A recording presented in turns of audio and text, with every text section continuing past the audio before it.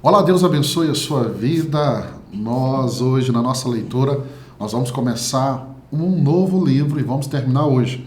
Nós vamos ler o livro do profeta Jonas. Jonas tem 4 capítulos. Então hoje você vai ler 4 capítulos. Capítulo 1, capítulo 2, capítulo 3 e capítulo 4.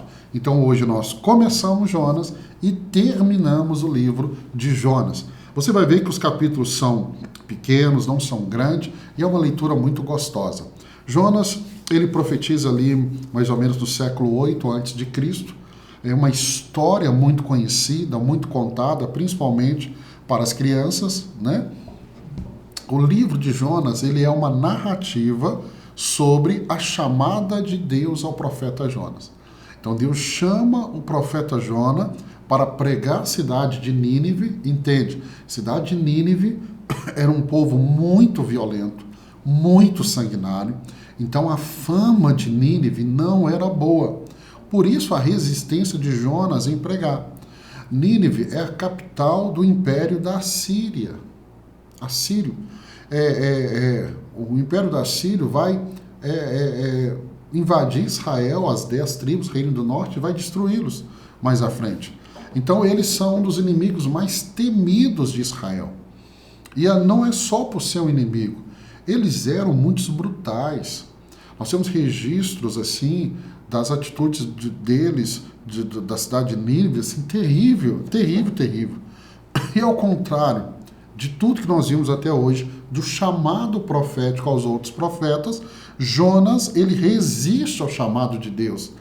E aí a sua história envolve a sua fuga e subsequente arrependimento dos nivitas, mas também mostra a misericórdia e a paciência de Deus com o profeta Jonas. Então esse é um dos livros mais ricos em temas de graça, arrependimento e soberania de Deus. Vamos ao capítulo 1. O capítulo 1, Jonas é chamado. Então Jonas, chamado por Deus para pregar em Nínive, tenta fugir da missão indo em direção oposta. Então é como se Nínive estivesse desse lado e Jonas vai para um lado totalmente contrário. Então ele não quer pregar, Então esse livro, ele começa com Deus chamando Jonas para ir em Nínive, que é uma cidade ímpia, como eu já falei, e pregar contra ela por causa da sua maldade. Jonas, no entanto, decide fugir para Tarsis. Ele embarca em um navio para o extremo oposto da direção de Nínive. E aí, enquanto ele está no navio, Deus envia uma grande tempestade, colocando em perigo a vida dos marinheiros. Pastor, talvez você tenha essa pergunta, eu nunca entendi isso. Quem desobedeceu é Jonas. Agora Deus manda uma tempestade por causa de Jonas e o navio e os marinheiros estão sofrendo. Sim. Pastor, mas isso é justo? Eu te faço uma pergunta. Por que eles deixaram Jonas entrar no navio deles? Ah, mas eles não sabiam. Deixa eu te ensinar algo que é muito poderoso. Sempre avalie muito bem quem você vai deixar entrar na sua vida. Porque se quem está entrando na sua vida é alguém que está em desobediência, como Jonas, quando Deus vier, você pode estar no mesmo barco. Ou você pode ter permitido que Jonas entre no seu barco. A tempestade é para Jonas, mas ela afetou onde Jonas está. Então aprenda isso. Tome muito cuidado. Talvez você tenha colocado Jonas na sua vida que estão trazendo tempestade para você. Eu acho isso muito importante, eu queria falar com você. E aí, diante dessa grande tempestade, eles vão descobrir que Jonas é culpado pela tempestade e vão lançá-lo ao mar. E a tempestade cessa, verso 12 ao verso 15 do capítulo 1. Deus então prepara um grande peixe para engolir Jonas. Ah, pastor, eu já ouvi falar que o livro de Jonas é apenas uma historinha. Não, ela é verdadeira. E é tão verdadeira que Jesus, no Novo Testamento, vai citar Jonas. Então, o fato de Jesus citar Jonas traz a veracidade da história que nós estamos lendo. Vamos para o capítulo...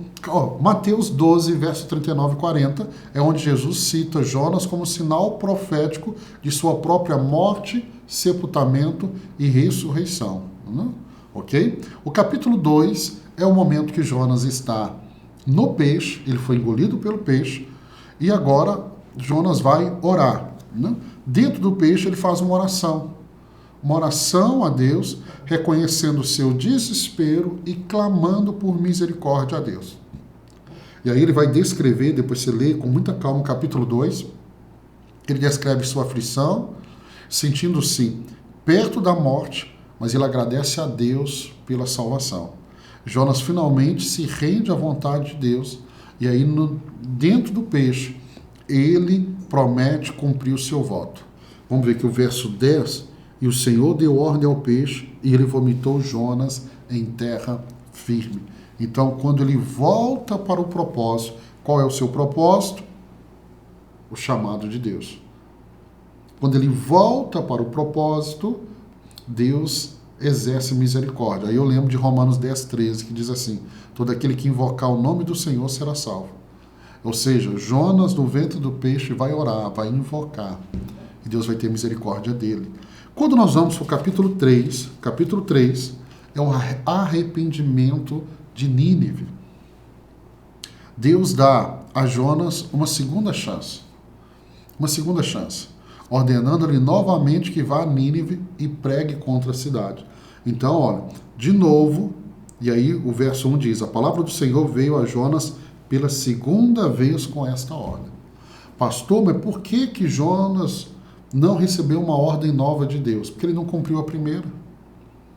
As pessoas que estão comigo no trabalho, eu sempre digo isso, muitas vezes elas estão falando assim: pastor, qual que é a nova direção? Eu falei: a mesma de ontem, vocês não fizeram a primeira. Então Deus está trazendo a mesma direção, porque Jonas não fez, mas aqui Jonas decide obedecer. E dessa vez Jonas obedece e proclama a mensagem de Deus. Ainda 40 dias e Nínive será destruída. Eu gosto muito quando você vê aqui o capítulo 3, deixa eu te chamar a atenção, é muito interessante. Espera aqui que eu passei do verso 4. Jonas entrou na cidade e a percorreu durante um dia, proclamando: daqui a 40 dias Nínive será destruído. Essa foi a mensagem. Você percebe que é uma mensagem assim seca? Ele foi, mas ele não está insistindo, ele só está falando: Deus vai destruir em 40 dias. Só que a Bíblia diz assim, verso 5: os ninivitas creram em Deus, proclamaram jejum, e todos eles, do maior ao menor, vestiram-se pano de saco. Por mais que a mensagem era curta, e aí você precisa entender, e eu como pastor, eu entendo isso e eu creio muito nisso, porque Deus me chamou para pregar o Evangelho. Quem convence as pessoas é o Espírito Santo. Por mais que a mensagem de Jonas não era grande, foi suficiente para Deus mover aqueles corações. E aí, diante dessa atitude, e aí Jonas fica surpreso, porque Nínive, o povo acredita em Deus, proclama o jejum, e o próprio rei de Nínive decreta que todos, incluindo os animais, deveriam jejuar e clamar a Deus. E aí, vendo o arrependimento genuíno dos ninivitas, Deus se arrepende do mal que havia planejado, contra a cidade e poupa. É aquilo que eu já te ensinei em outros momentos. Quando há arrependimento genuíno, isso muda tudo. E mudou na cidade de Nínive. Vamos aqui pelo capítulo lembrando que Lucas 11:32, Jesus menciona o arrependimento dos ninivitas e usa como exemplo de como até uma cidade pagã pode responder à mensagem de Deus. Vamos para o capítulo 4. Agora é a reação de Jonas diante da compaixão de Deus com a cidade de Nínive. Capítulo 4. Após o arrependimento de Nínive, Jonas, que pregou a mensagem. Gente, Jonas é o único pregador na história que teve 100% de aproveitamento. Aí você pensa, ele vai ficar feliz. Não. Ele fica extremamente irritado com o fato de Deus ter poupado a cidade. Porque, na verdade, ele queria a destruição. Porque eu disse aqui no começo, era uma cidade inimiga de Israel. Era uma cidade terrível. Então, em outras palavras, é como se Jonas estivesse dizendo assim, eles merecem ser destruídos. Só que diante do arrependimento deles, Deus decide não trazer a destruição daquela cidade. E aí ele confessa que sabia que Deus era misericordioso. Então você percebe que Jonas, ele tem uma experiência grande com Deus, porque ele sabe, ele diz assim, eu sabia que o Senhor é misericordioso. E ele diz, é por isso que eu não quis vir aqui da primeira vez, por isso que eu fui para Tarsis, numa direção oposta, para evitar que Nínive fosse perdoada. E aí Deus pergunta para Jonas se ele tem motivo de estar tão irritado. Mas Jonas sai da cidade e ele se senta sob uma sombra para ver o que aconteceria.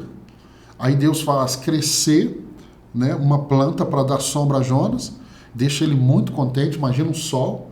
Eu fui naquela região, o sol é muito, muito forte, então Deus faz crescer uma planta, dá sombra para Jonas, Jonas fica contente, mas nos dias seguintes, Deus envia um verme para destruir a planta, e Jonas volta a ficar irritado, e Jonas chega a desejar a morte. E aí Deus então usa a planta como uma lição para ensinar ao profeta, mostrando que Jonas se preocupou mais com a planta, uma planta que ele não fez esforço nenhum para plantá-la, e ele importa muito mais com ela do que com uma cidade que tem milhares de pessoas. E aí Deus vai falar com eles, que de outro lado, Deus tem compaixão por cada uma delas. Então essa é a mensagem do livro de Jonas, é uma mensagem muito forte, que fala muito sobre chamado. Eu particularmente gosto muito de usar Jonas como um exemplo quando eu vou falar de chamado, e que fique aqui para mim e para você este entendimento. O nosso Deus é um Deus de misericórdia, o nosso Deus é um Deus de compaixão. Quando há arrependimento, a misericórdia do Senhor vai se manifestar. Quero abençoar a sua vida, quero abençoar o seu dia. Amanhã, se Deus permitir, nós vamos começar mais um livro da Bíblia.